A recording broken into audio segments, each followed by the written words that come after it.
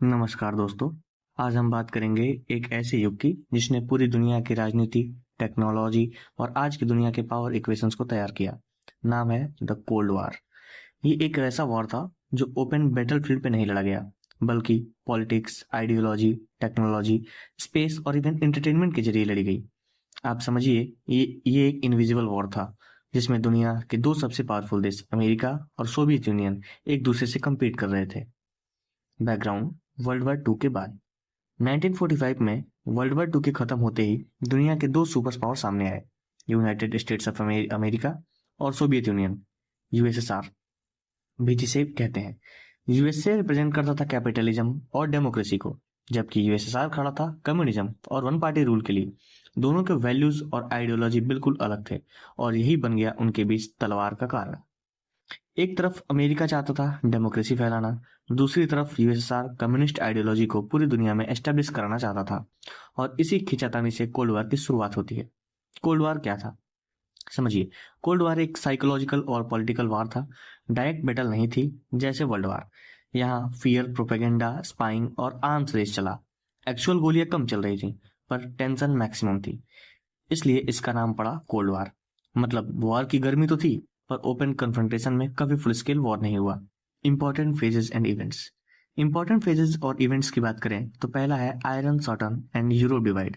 Winston Churchill ने 1946 में कहा, an iron certain has descended across Europe. Western Europe गया यूएसए के इन्फ्लुएंस में और ईस्टर्न यूरोप गया यूएसएसआर के कंट्रोल में। दूसरे इवेंट की बात करें, नाटो वर्सेस वार्सो पैक्ट। 1949 में अमेरिका ने अपने एलाइज के साथ बनाया NATO, North Atlantic Treaty organisation.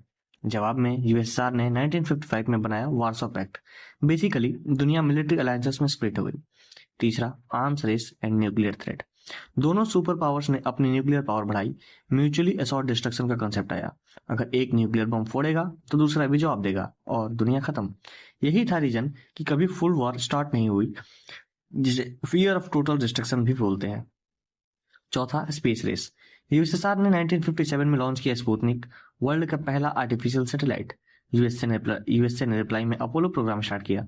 Finally 1969 में अमेरिका ने अपने एस्ट्रोनॉट नील आर्मस्ट्रॉन्ग को चांद पर भेजकर जीत हासिल की। पांचवा, प्रॉक्सी वार। अमेरिका और यूएसएसआर कभी डायरेक्ट नहीं लड़े, बट छोटे देशों के कॉन्फ्लिक्ट्स में दोनों इन्वॉल्व हुए। एग्जाम्पल्स: कोरिया वार 1950s, वियतनाम वार 1960s से 70s, अफगानिस्तान वार 1979।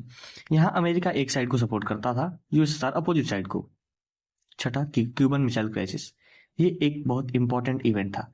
1962 में सोवियत यूनियन ने क्यूबा में न्यूक्लियर मिसाइल्स डिप्लॉय किए। क्यूबा अमेरिका के बहुत पास था। दुनिया एकदम न्यूक्लियर वार के एज पर आ गई, लेकिन निगोशिएशंस ने इसे सॉल्व कर दिया। ये था कोल्ड वार के सबसे खतरनाक पल।